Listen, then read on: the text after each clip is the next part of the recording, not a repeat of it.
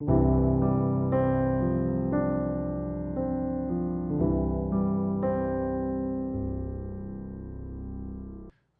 주실 것을 믿고 감사드리며 예수님의 이름으로 기도합니다. 아멘. 반갑습니다. 오늘 우리 로마서 6장 37절부터 40절 말씀을 가지고요, 신비한 구원의 은혜라는 제목으로 함께 말씀 나누도록 하겠습니다. 여러분, 우리는 장로교단입니다. 아시죠? 네. 우리 장로교단이고요. 장로교회 교인들은 조금 더 특별한 것 같아요. 제가 장로교회에서만 자라서 그런지 이게 뭐 다른 교단보다 뛰어나다 이런 얘기를 하려는 게 아니라, 장로교단의 성도님들은 다른 교단 성도들에 비해서는 내가 장로교인이라는 사실에 굉장한 자긍심을 가지고 있다는 걸 느낄 때가 왕왕 있어요. 근데 왜 그런 자긍심이 어디서 나온 걸까라는 생각을 좀 할 때가 있습니다. 사실 오늘 이제 제가 우리 장로교의 뼈대가 되는 5가지 그 원리를 좀 나누려고 그래요. 좀 딱딱한 얘기가 될 수 있겠습니다만은, 근데 사실 이거 물어보면 다 모르거든요. 대체로 모르세요.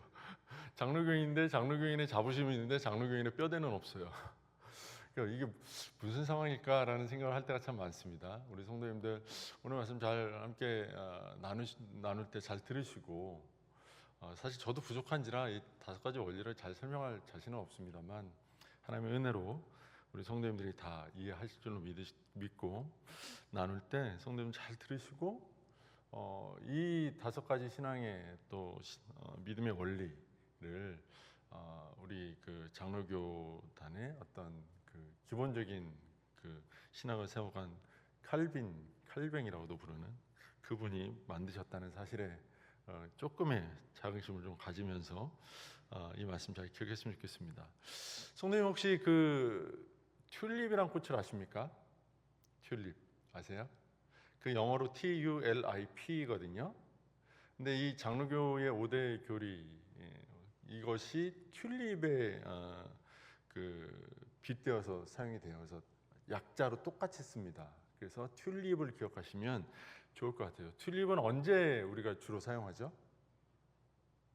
1년 중에 제일 많이 쓰는 날이 있잖아요. 언제 쓰죠?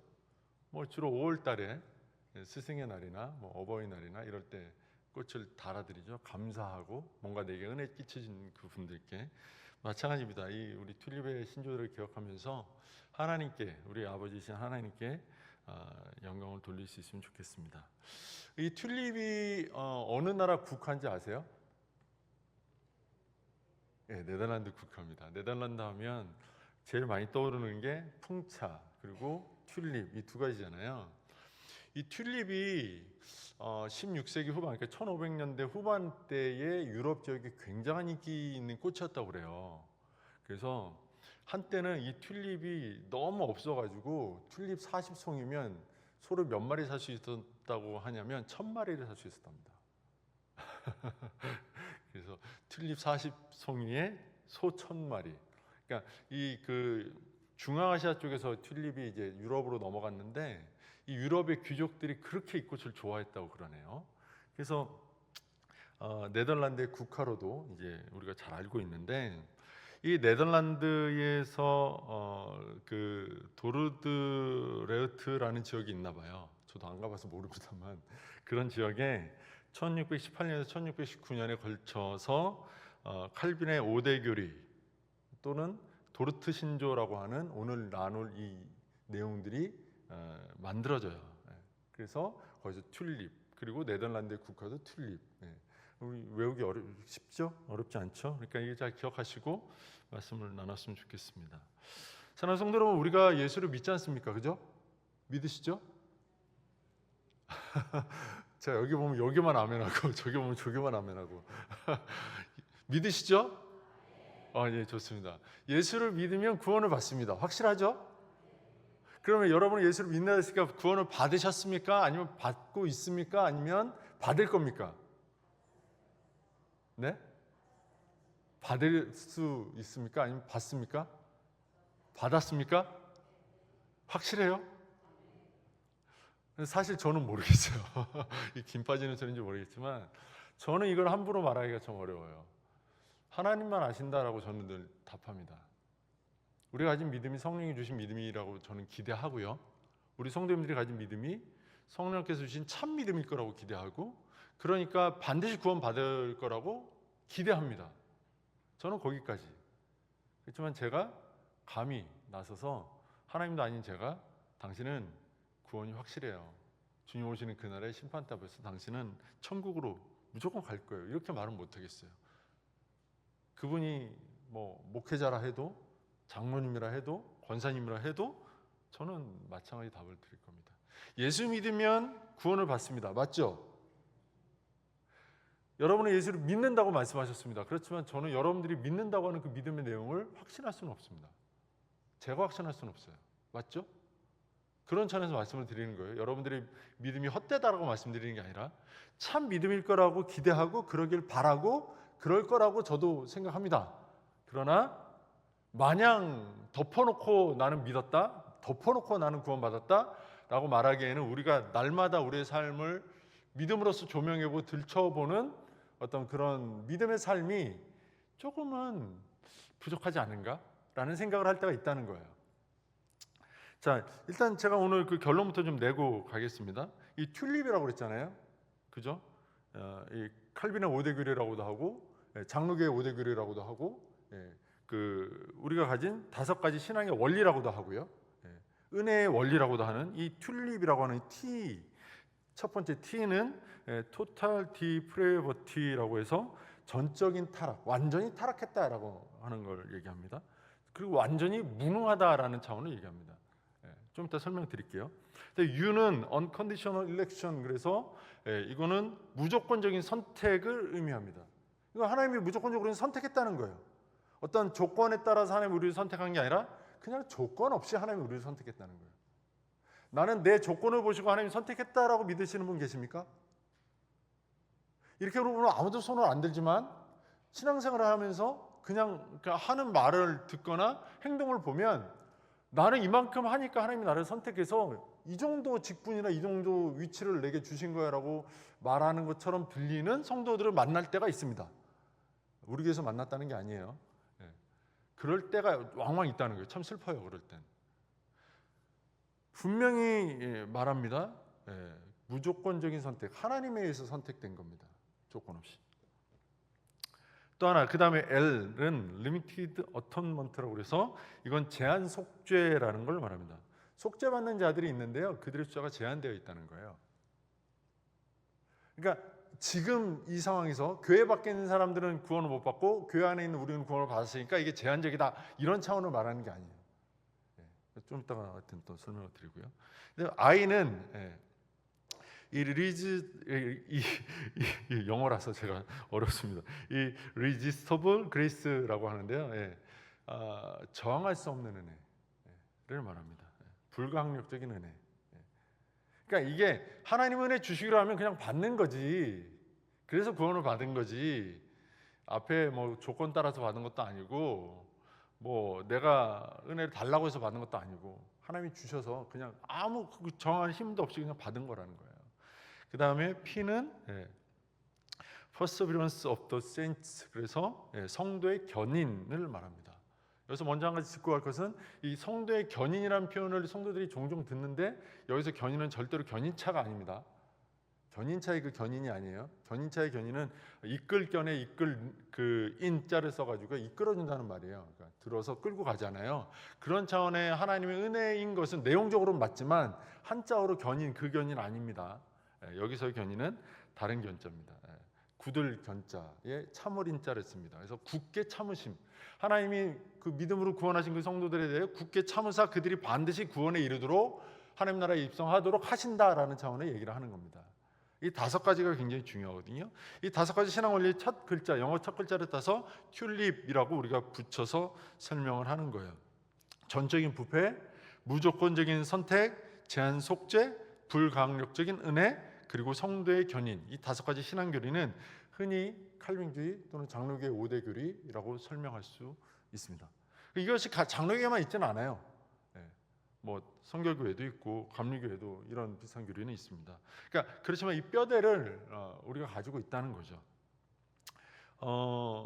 바울이 쓴 뭐 서신서에도 또 오늘 우리가 보고 있는 요한복음에도 성경 신약 곳곳에 이 교리는 계속해서 반복적으로 나타나고 있습니다. 성도들이 위해서 성경을 읽을 때 이 5가지 교리를 기억하고 있다가 그 성경을 읽을 때마다 이 교리에 이게 이 말씀이구나라고 할 때 그 은혜를 좀 누리셨으면 좋겠어요. 그래서 이것들을 좀 간단하게 설명하고 좀 마무리하려고 합니다. 자, 첫 번째로 전적으로 부패했다는 게 있어요. 전적 타락, 전적 무능이라는 거죠. 이게 어떤 의미냐면 인간은 전적으로 부패해서 구원을 받는데 완전히 무력하다라는 의미예요. 완전히 전적으로 부패했다. 그래서 구원받을 만한 어떤 능력이 아예 없다. 이렇게 설명하는 거죠. 인간은 너무나 타락했기 때문에 자력으로는 구원을 받을 수가 없는 존재다라고 얘기하는 거예요. 그래서 우리가 그런 말 하잖아요. 믿으세요. 믿으면 구원 받아요. 라는 말 하잖아요. 이 말이 사실은 조금 애매한 말이긴 해요. 믿으면 구원 받습니다. 근데 우리가 좀 믿으세요. 믿어봐요. 믿어요. 이렇게 얘기하는데 믿으면 구원은 받는데 그것이 그가 믿기로 해서 믿어지는 게 아니에요. 그는 그럴 수 있는 어떤 그 능력이 없어요.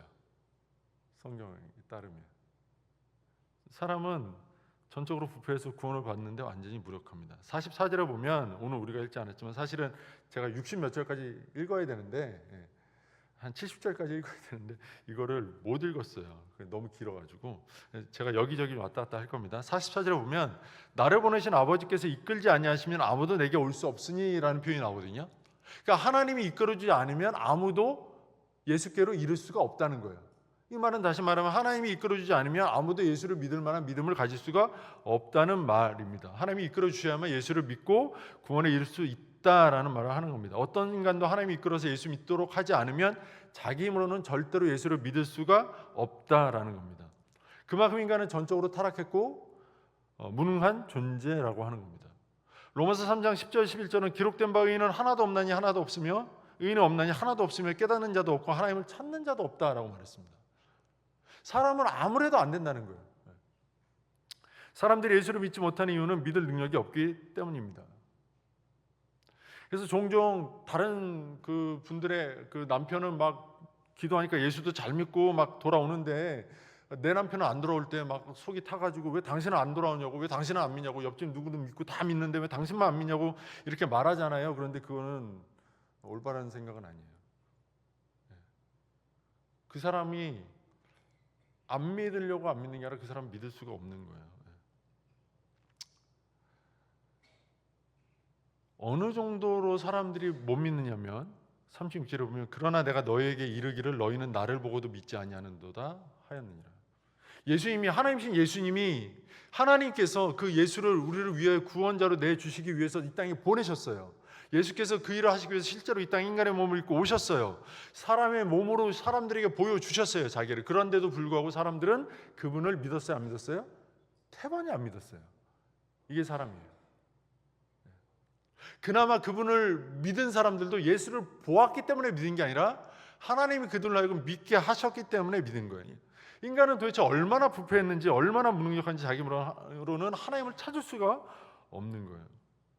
이거는요, 사람이 그냥 안 믿을래라는 어떤 의지적인 반응을 한다?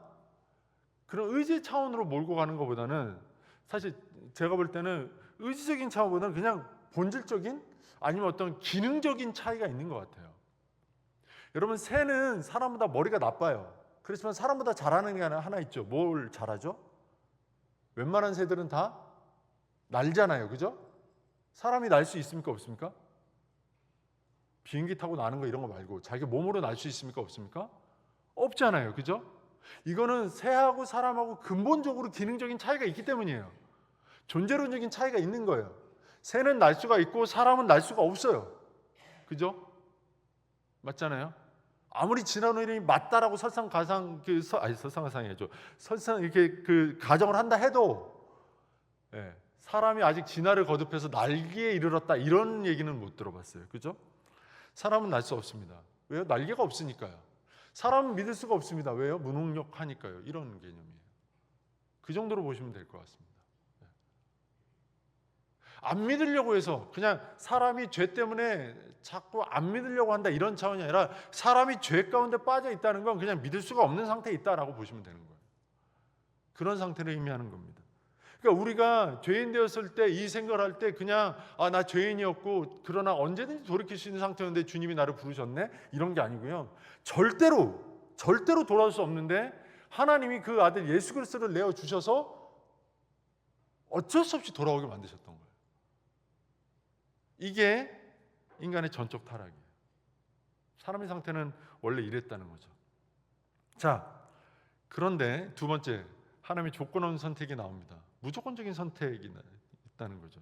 사람이 전적으로 무능력하고 부패하기만 했다면, 그래서 예수를 믿을 수 없다고 한다면 세상에는 예수 믿는 사람이 한 명도 없어야 돼요. 그죠? 그런데 오늘 여기만 해도 벌써 많은 분들이 예수 믿고 계시잖아요. 그죠? 그러니까 우리는 그러면 전적인 그 타락에서 그 예외인 사람들인가요? 그렇지 않아요. 우리는 전적으로 타락한 존재예요. 우리도. 그렇지만 우리가 어떻게 예수를 믿을 수 있습니까? 그건 하나님께서 우리를 아무 조건 없이 무조건적으로 선택하사 예수를 믿는 믿음에 이르게 하셨기 때문에 그렇게 됐다는 거예요. 오늘 보면 그 37절로 보면 이렇게 말합니다. 아버지께서 내게 주시는 자는 다 내게로 올 것이요, 이렇게 말합니다. 아버지께서 예수께 주는 자는 다 예수께 올 수 있다는 거예요. 우리로서는 아무도 갈 수 없는데 하나님이 보내면 다 갈 수 있다. 누가 예수를 믿을 수 있다고요? 하나님께서 예수님께 주는 자들은 믿을 수 있다는 거예요. 하나님께서 예수를 믿게 하시는 자들은 다 구원을 받을 수 있다라는 거예요. 그러면 하나님이 예수님에게 주신 자들은 누굽니까?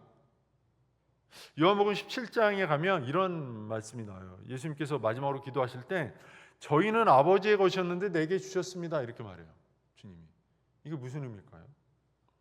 분명히 하나님께서 하나님의 것으로 소유한 자들, 분별한 자들이 있다는 거죠. 하나님께서 자신의 소유로 가지고 있던 자들을 예수께서 주신 거예요. 하나님께서 하나님의 것으로 소유하고 있던 그들을 예수를 믿어 구원에 이르게 하시려고 예수께로 보내신 거예요. 다시 말하면 예수 믿는 믿음을 그들에게 주셨다는 거예요. 그래서 그렇게 한 자들은 예수를 믿고 구원에 이르게 되었다는 거죠. 하나님께서 많은 사람들 중에서 자기 소유가 될 자들을 가지고 계셨다는 표현을 성경에 하고 있단 말이죠. 그러면 그런 자기 소유가, 이 하나님의 소유가 된 사람들은 언제 선택이 됐을까요? 언제 선택이 됐을까요? 이것도 중요하죠. 언제 그렇게 다 찜해놨다가 예수님한테 이렇게 딱 보내셨을까요? 에베소서 1장 4절을 보면 창세전에 그리스도 안에서 선택하셨다라고 설명하고 있습니다. 우리가 잘 아는 표현대로 창세전에, 태초부터도 아니죠. 태초 이전에. 어쩌면 그 전에 하나님이 우리를 선택하셔서 우리를 구원하시기로, 예수 믿는 자를 만드시기로 하셨다는 거죠. 자, 그러면 이게 사실 시간적인 개념으로 치면, 야, 이게 가능한 건가? 우리가 있기도 전에 하나님이 나를 아셨다고? 있기도 전에 나를 선택하셔서 구원에 이르게 하시기로 하셨다고? 이걸 너무 막 극단적으로 몰고 가면, 그러면 안 믿는 자들, 결국 구원받지 못할 자들은 창세전부터 구원받지 못할 자로 택하셨다고 막 이렇게 몰고 가는데요. 뭐 그거 다 설명하라 그러면 저는 못합니다.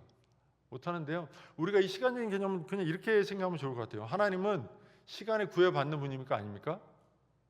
구애받지 아니하십니다. 하나님은 영원하신 분입니다. 아시죠? 하나님의 속성입니다. 하나님은 영원하세요.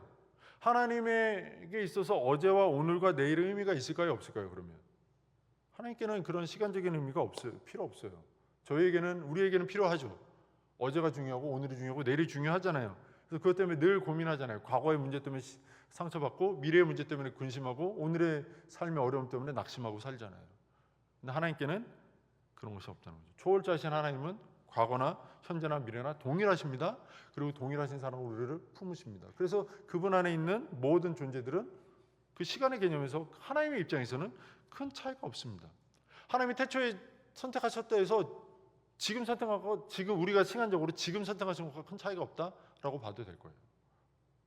하나님이 우리를 태초부터 선택하셨다, 그건 그냥 현재적인 거예요. 지금 선택하고 계시는 거고, 앞으로도 선택된 자로서 구원에 이르게 하실 거다. 그런 개념 안에서 하나님은 하나님의 소유된 자들을 가지고 있는 거예요. 그러나 그게 얼마나 많은지, 이런 건 우리가 알 수 없죠. 그럼 또 우리가 하나님 궁금한 게 있죠. 무슨 조건으로 하나님 선택하셨을까요? 무슨 조건으로 나는 선택을 받았고 누구는 선택을 못 받았을까요? 되게 궁금한 내용 아닙니까? 근데 좀 전에 읽어드렸던 에베소서 1장 4절 창세전에 그리스도 안에서 선택하셨다라고 하는 그 말씀 다음에 1장 5절에 보면 그 기쁘신 뜻대로 우리를 예정하셨다라고 또 설명하고 있어요. 그러니까 하나님의 기쁘신 뜻대로 우리를 선택하셨다는 거예요. 그냥 무조건적으로. 이게 진짜 무조건적이지 않습니까? 다른 게 없어요. 다른 설명이 없고 하나님이 좋은 대로 선택하셨다는 거예요. 그러니까 이게 얼마나 큰 은혜입니까? 하나님이 나를 좋아하셨다는 거예요. 하나님이 나를 기뻐하셨다는 거예요. 그 기쁘신 뜻대로라면서요. 우리가 선택받았어요. 그래서 내가 굉장히 하나님 앞에 추한 모습으로 살아요. 부족해요. 헌금도 못해요. 신앙생활도 엉망이에요. 교회 수속도 제대로 하지 못해요. 너무 엉망이에요. 그렇지만 하나님 앞에 내 낯짝이 너무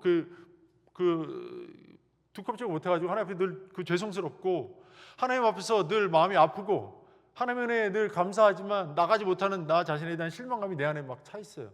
이런 것 때문에 우리가 하나님 앞에서 고민하거나 근심할 필요는 없다는 거예요. 우리가 하나님의 은혜로 구원받은 자라면 말이죠.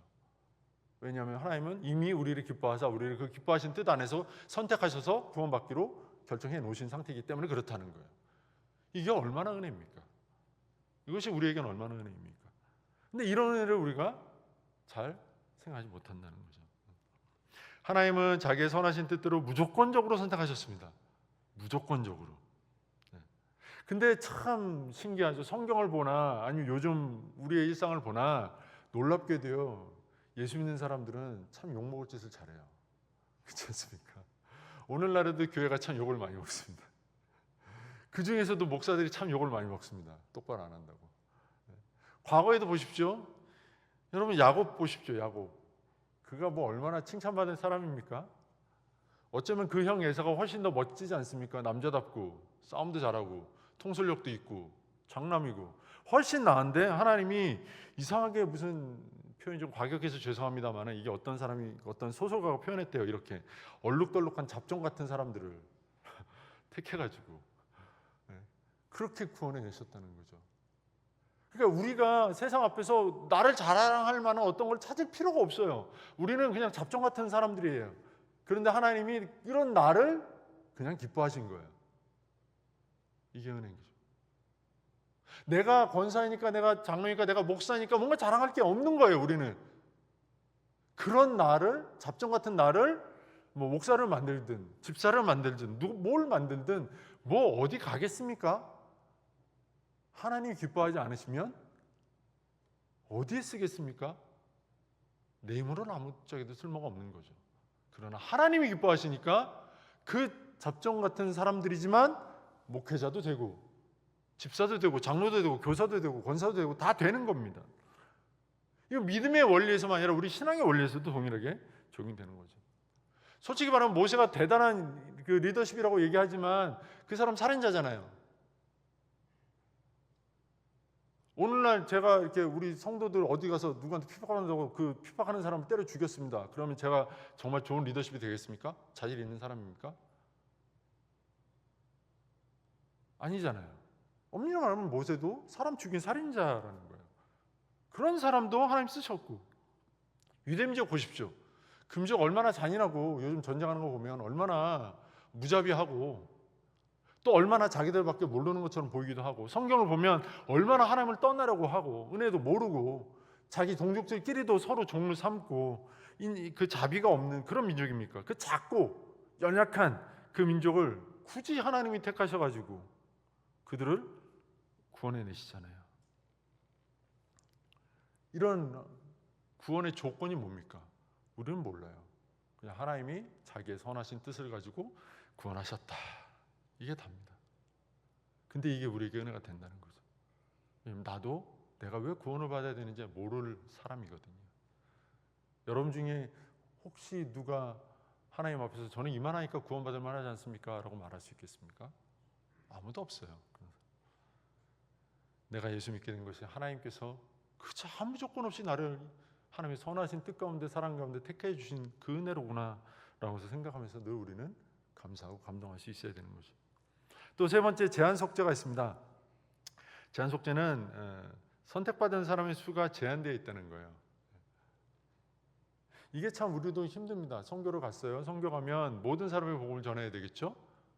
누구는 구원받을 만한 사람, 누구는 구원 못 받을 만한 사람, 이렇게 가려놓고 하면 얼마나 맥 빠지겠습니까? 그걸 모르는데 하려고 하면 또 얼마나 그것을 하기 싫겠습니까? 근데 분명히 성경은 선택적인 어떤 묘사들, 표현들을 하고 있다는 거죠. 그럼 선택받는 자들이 있다고 한다면 선택받지 못한 자들도 있기 때문에 선택이라는 말을 쓰는 거 아니겠습니까? 다 선택받았다 이런데 그걸 갖다가 선택이라고 표현하기는 조금 안 될 겁니다. 이상할 겁니다. 선택이란 말은 전부가 포함될 수 없는 어떤 한계가 있다는 걸 의미하는 거고요. 선택받지 못하는 자들이 분명히 있다는 것이고, 결국 그 선택이라는 건 숫자적인 어떤 제한이 있다는 사실을 의미하는 겁니다. 근데 이걸 가장 잘 우려먹고 써먹는 집단이 사입이죠.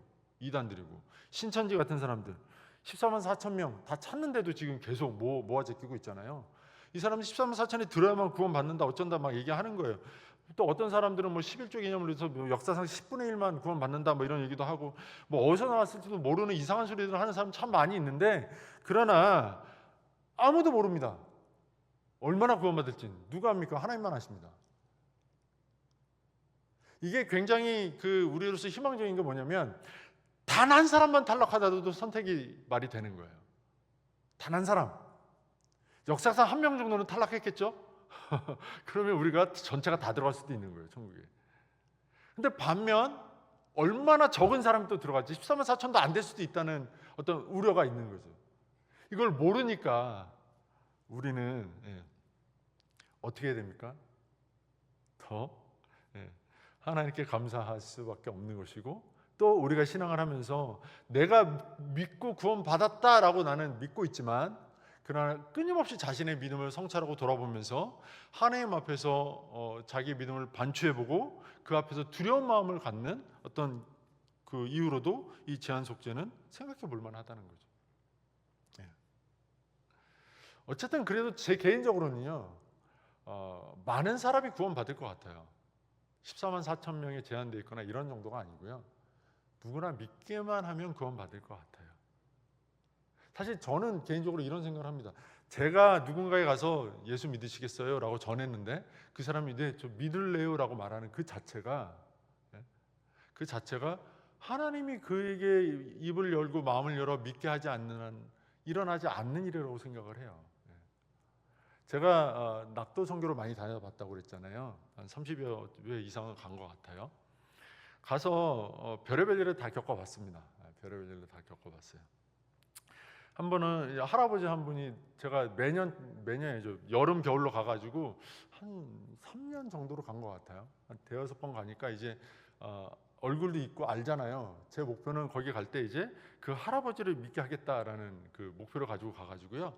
할아버지가 이제 뭘 하는지 다 아니까요. 집이 어디고, 아침에는 아침 몇 시에 먹고, 낮에는 어디가 계시고, 그분 텃밭이 어디고, 이런 다 아니까 그분의 동선을 따라 제가 따라다녔어요. 그러면서 여기서 한 조만큼 강대에서 앞강사 있는 정도 좀 이렇게 떨어져서 앉아가지고요, 계속 할아버지 옆에서 떠든 거예요. 할아버지 예수 믿으세요? 할아버지 일하고 계시면 계속 저는 옆에서 떠드는 거죠. 할아버지 예수 믿으세요? 예수 믿으면 구원 받을 수 있어요. 할아버지 예수 믿으면 천국 가요. 천국 가고 싶지 않으세요? 한 5년을 했더니 할아버지가 5년이 5번, 한 3년 정도를 했더니 할아버지가 한 번 화가 나셔가지고 낯을 주고 저를 쫓아오셨어요. 죽인다고. 그래서 도망가면서 할아버지 그래도 예수 믿으셔야 살아요. 할아버지 예수 믿을 때까지 저는 계속 따라다닐 거예요. 그러면서 쫓아다녔거든요. 예수는 안 믿으셨지만 그래도 교회 한 번은 오셨습니다. 교회라기보다는 저희가 이제 초청한 잔치는 한 번 오셨습니다. 근데 한번 생각을 해보시죠. 저는 그렇게 가서 복음을 전했을 때 예수 믿겠다라고 대답하는 많은 분들을 알고 있거든요. 그분들의 그 대답에 하나님께서 역사하지 않았다고 생각하지 않아요. 하나님께서 일하셨다고 생각해요. 그리고 하나님은 누구에게나 믿는 자들에게는 복음을 주고 싶어 하시고, 믿음을 주고 싶어 하시고, 구원하고 싶어 하신다고 저는 믿어요. 참 좋으신 아버지시기 때문에 그래요. 근데 이거를 어디에서 근거를 찾냐면, 그래서 성경적인 근거가 있어야 되잖아요. 성경을 보면 그 복음을 전할 대상을 굳이 소수로 국한하지 않는다는 거예요. 한번 보세요. 마태복음 29장 19절에 보면 모든 민족으로, 모든 족속으로 제자를 삼으라고 그러죠. 굳이 제한 속죄라서 이게 숫자가 적은 인원이면 모든 족속에 가라고 할 필요가 없잖아요. 괜히 왜 하나님의 자녀된 우리를 뼈 빠지게 고생을 시킵니까? 그럴 필요 없잖아요. 또 마가복음 16장 15절에 온 천하에 다니며 복음을 전하라고 그러거든요. 아니 조금 줄 건데 뭐하러 온 천하까지 다니면서 구원을 베풀라고 그 복음을 전하라고 하십니까? 로마서 15장도 모든 열방들아 주를 찬양하며라고 말합니다. 그러니까 성경은 열방들의 주를 찬양하라고 얘기해요. 그 말인즉슨 열방에서 구원받을 자들이 난다는 거고 온 천하에서 구원받을 자들이 난다는 거고 모든 족속 가운데 난다는 거잖아요. 그러니까 하나님은 누구에게는 많은 자들에게 구원을 주고 싶어 하신다고 믿어요.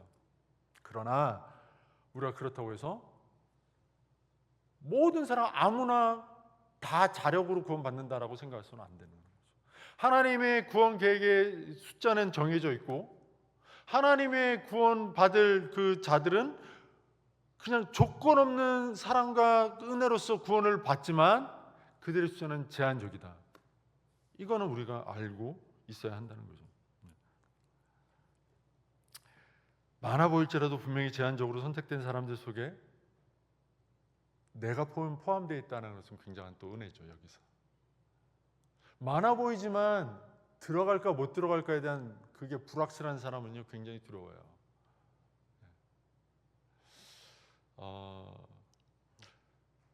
어떤 시험을 치는데요, 그런 거 아세요? 그 운전면허 시험 그 필기 어렵진 않잖아요. 죄송합니다. 혹시 떨어지신 분이 계시면 죄송해요. 어렵진 않잖아요. 저도 한번 떨어져 봤습니다. 저 떨어져 봤어요. 그래서 이렇게 말할 수 있는 거예요. 어렵진 않은데 근데 그렇다고 이게 딱 붙는다고도 못하잖아요. 그러니까 어떻게 합니까? 성격 따라서 어떤 사람들은 죽으라고 공부하는 사람이 있고 어떤 사람은 대충 하고 가는 사람도 있어요.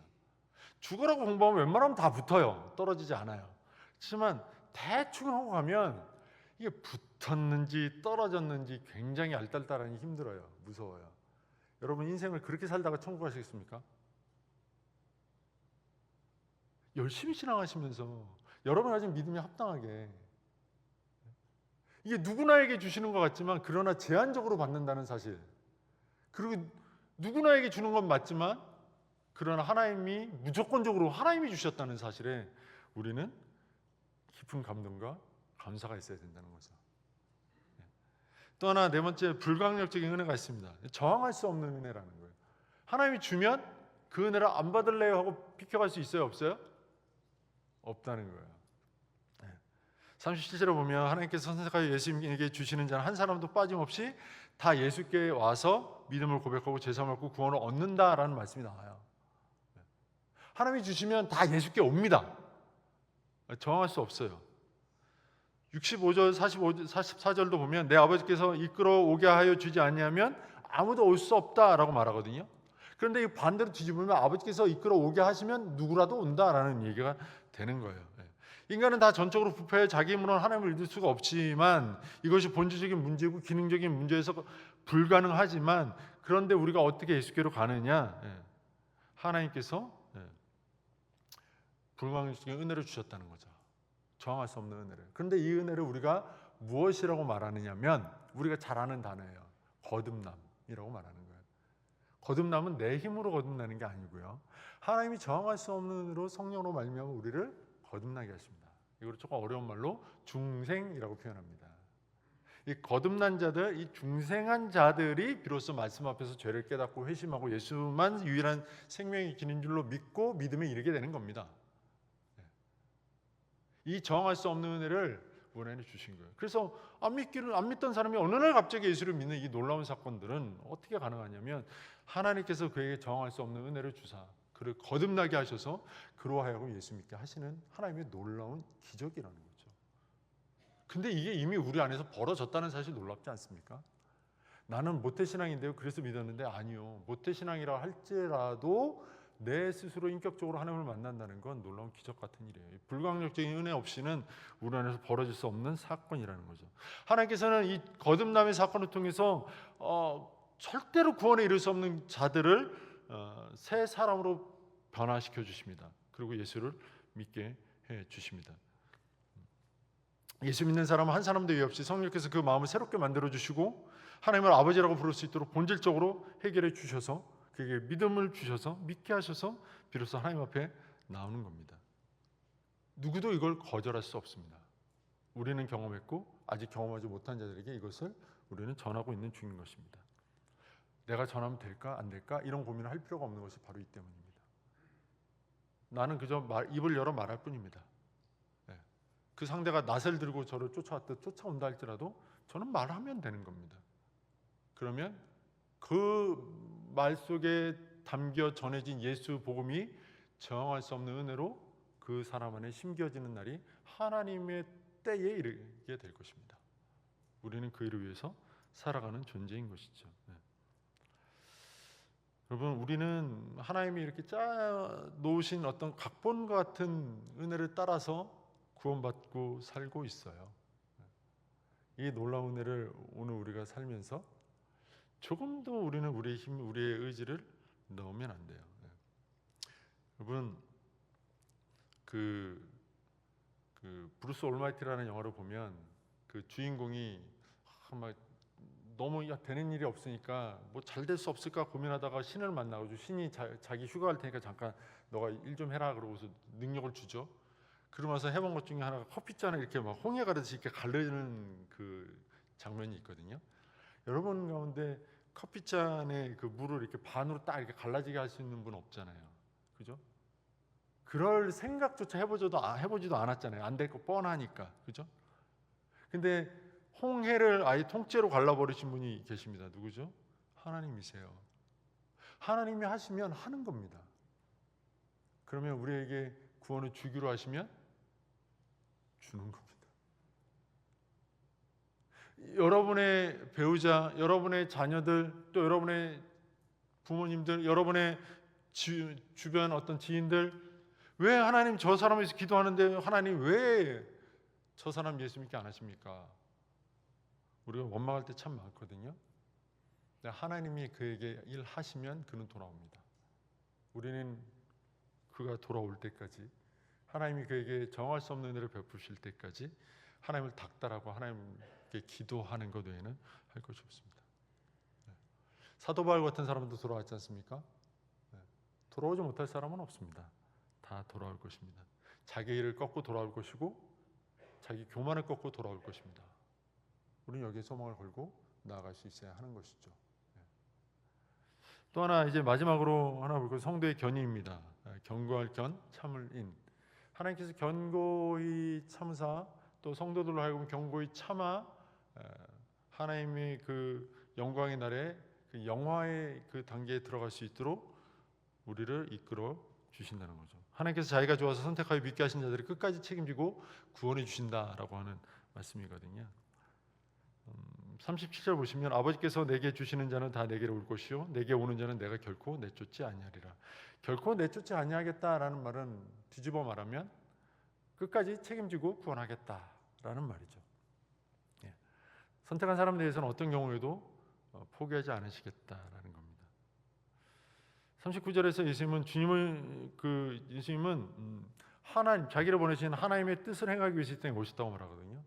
나를 보내신 이의 뜻은 내게 주신 자 중에 내가 하나도 잃어버리지 아니하고 마지막 날에 다시 살리는 이것이니라. 하나도 잃어버리지 아니하고 마지막 날에 다 같이 살리는 이것이라고 말씀하거든요. 하나도 잃어버리지 않겠다라고 주님 말씀하십니다. 그러면 우리가 우리가 가진 믿음이 참 믿음이라면 우리는 결단코 그리스도에게서 끊어질 수 없습니다. 우리는 결단코 하나님에게서 잃어버린 바 되지 않습니다. 하나님께서 선택해서 자기 소유로 삼으신 한 그 사람은 어떤 방법을 통해서든지 반드시 구원하십니다. 반드시 하나님 나라 들어갈 때까지 끝까지 책임져 주십니다. 하나님께서 선택하신 그래서 예수 믿게 하신 그 사람은 나중에 죄를 범하는 그 죄 때문에 멸망받을 수가 없다는 얘기입니다. 이걸 그렇다고 너무 안일하게 듣지 마십시오. 죄를 지어도 된다는 얘기를 하는 게 아닙니다. 그 죄 때문에 우리가 받은 구원이 소멸되지 않는다는 겁니다. 그럼 예수 믿은 다음에 계속 죄를 지으면 어떻게 될까요? 어떻게 될까요? 사실 이거는 우문입니다. 예수를 참 믿었는데 계속 죄를 짓는 건 이상한 겁니다. 그렇지만 우리 사람인 이상 계속해서 크고 악한 죄를 짓는 것은 안 할지라도 마음의 순간순간 일어나는 시기심, 질투심 또는 다른 사람들에 대한 어떤 그런 그 교만함, 또 어떤 나쁜 마음들 있을 수 있잖아요. 거기에 대해서는 하나님께서 그가 하나님 나라에 들어올 수 있도록, 그가 믿는 자의 합당한 삶을 살도록 채찍을 들어서라도, 그를 때려서라도 그가 그 죄를 깨닫고 회개하고 돌이키게 하실 것입니다. 그것이 하나님의 은혜인 것이죠. 그것이 하나님이 우리 성도를 견인해가는 방법이신 것이죠. 그렇다고 죄를 짓게 기다렸다가 때리는 그런 하나님은 아니십니다. 죄를 지을 만한 즈음에 피해갈 길도 만들어주시고 이길 힘도 주셔서 싸워 이기게도 하실 것입니다. 예수 믿고 나서도 세상의 유혹을 받아서 한동안 교회를 떠나는 사람들 많잖아요. 제가 어릴 적에는 그런 게 참 많았습니다. 고등부터 회장을 하면 교회 안 나오더라. 청년부터 회장하면 교회 안 나오더라. 사실 제 주변에도 고등부 회장하고 청년부 회장하고 그러면서 교회 안 나오는 사람들 되게 많거든요. 교회에서 열심히 하면 할수록 교회에서 상처받고 안 나오는 사람들이 참 많았어요. 그럼 그 사람들은 구원에서 이탈한 겁니까? 아니라는 거예요. 언제든 5년이든 10년이든 50년 후든 80년 후든 하나님의 때에 그가 돌아올 거라는 거죠. 왜냐? 성도의 견인이 있기 때문에 그렇다는 거죠. 하나님은 자기 소유로 선택하신 그 사람을 결단코 빼앗기기를 원하지 않으시고 지켜내시기 때문에 그렇습니다. 하나님께서 한번 작정하시고 선택하여 자기 소유 삼으신 그 사람은 아무리 믿지 않으려고 도망을 가더라도 붙들어서 예수 믿게 하시는 하나님이시기 때문에 그렇습니다. 우리가 가진 믿음이 이런 믿음이에요. 그러니까 여러분들이 웬만하면 하나님께로부터 벗어날 수가 없어요. 그러니까 뭔가 이게 하나님으로부터 좀 벗어나 볼까 하는 생각을 혹시라도 가진 분이 계시다면 그냥 깔끔하게 지금 포기하시고 그냥 애시당초 하나님만 붙들고 사시는 것이 좋겠습니다. 예수 믿은 다음에 자꾸 하나님께 반항하고 거역하고 포기하지 마십시오. 뭐 그래봤자 막기밖에 더 하겠습니까? 그냥 하나님 앞에 순종하고 하나님의 뜻을 따르고 하나님 반드시 나를 지키실 테니까, 하나님 나를 견인하시는 하나님이시니까 그분을 믿고 따라갑시다 하는 거죠. 사실 우리의 본 모습을 한번 살펴보면 마태복음 20장에 기록된 제11시, 우리로 치면 오후 5시에 와가지고 1시간이라고 하루 품삯을 제대로 받아간 그 일꾼 같은 그런 존재들이지 않습니까? 우리가 뭐 얼마나 대단해서 새벽부터 나와서 일하는 사람이나 뭐 사람에 견줄 수 있겠습니까? 내가 모태신앙이고 어려서부터 신앙을 잘했고 지금도 잘하고 있고 아무리 그렇다 한들 우리가 하나님 앞에서 그분의 거룩하심을 얼마나 따라가겠으며, 그분이 우리를 위해서 일하시는 그 일하심을 얼마나 따라가겠으며, 그분의 선하심을 우리가 얼마나 따라가겠으며, 얼마나 우리가 그분 앞에 하루 품삯을 제대로 받을 만한 사람이겠습니까? 그러나 우리는 하나님의 은혜로 구원받았다는 거죠. 그리고 구원받은 성도들에게 임하는 이 튤립의 5가지 은혜를 우리는 받았다는 거죠. 여러분, 도저히 내 머리가 이제 녹이 슬어서 기억이 안 나겠다 하시는 분들은 그냥 일주일에 한 번씩 튤립 한 송이씩 사다가 집 앞에 꽂아 놓으십시오. 그 꽃을 보면서 기억하십시오. 전적으로 타락해서, 전적으로 무능해서 결단코 구원받을 수 없는 너를 하나님께서 무조건적으로 선택해 주시고, 하나님께서 선택할 수 있는 그 제한적인 사람 수 안에 나를 품어주시고, 내가 도망가려고 해도 도망갈 수 없도록 불가항력적인 은혜를 주셔서 나를 굳이 예수 믿게 하시고, 천국 들어가는 그때까지 어떻게든 내가 탈선한다 해도 다시 붙잡아서 제자리에 갖다 놓으시는 하나님의 견인하시는 은혜를 힘입어 내가 오늘도 신앙하면 이렇게 살아가고 있구나 라는 이 사실 앞에서 우리 성도들이 날마다 은혜 받았으면 좋겠습니다. 이게 우리가 하나님께 받은 은혜의 가장 중요한 핵심적인 내용들이거든요. 이 은혜를 마음에 간직하고 살면 세상 짐이 무거운들 우리 입에서는 찬송이 나오지 않겠습니까? 오늘 우리가 찬송 303장 했잖아요. 거기 3절 보면 이 세상의 모진 풍파 쉬지 않고 불어도 주님 안에 보호받는 우리 마음 편하다. 이게 뭡니까? 성도의 견인 아닙니까? 궁극적으로 성도를 지켜내시는 하나님의 은혜가 우리 안에 있지 않습니까? 모진 풍파가 쉬지 않고 불어도 주님 안에 보호받는 우리 마음 편해야 하지 않습니까? 늘 깨어서 기도하고 그래서 저 천국을 바라며 주님만을 기다리니 어찌 찬양 안 할까? 이게 오늘 우리가 했던 고백 아닙니까? 이 고백이 오늘 말씀 기억하시는 우리 모든 성도들에게 날마다 순간마다 있기를 주님의 이름으로 축원합니다. 기도하겠습니다. 하나님, 우리 참 죽을 수밖에 없는 지긋지긋한 죄인인데, 그러고도 어찌 해결 방법을 모르는 무능한 죄인인데, 하나님 어쩌자고 우리 같은 사람들을 하나님 무조건적으로 선택하셔서 하나님께서 구원하시기로 택하신 그 숫자 안에 우리를 포함시켜 주시고, 우리에게 정할 수 없는 은혜를 주셔서 우리로 예수 믿을 수밖에 하신 후에도, 그런 후에도 죄 지을 생각만 궁리만 하고 있는 우리를 끝까지 견인해 내시는 그 하나님의 은혜를 베푸시니 참으로 감사합니다. 이 놀라운 은혜 받은 우리가 세상의 모든 풍파 속에서도 주님의 보호 안에 거함을 기뻐하고 감사하며 주님께 깨어 기도하고 주님 찬양하기를 날마다 다짐할 수 있는 그런 아름다운 신앙의 삶을 구가하는 우리 성도들 될 수 있도록 은혜를 베풀어 주옵소서. 이 모든 은혜가 우리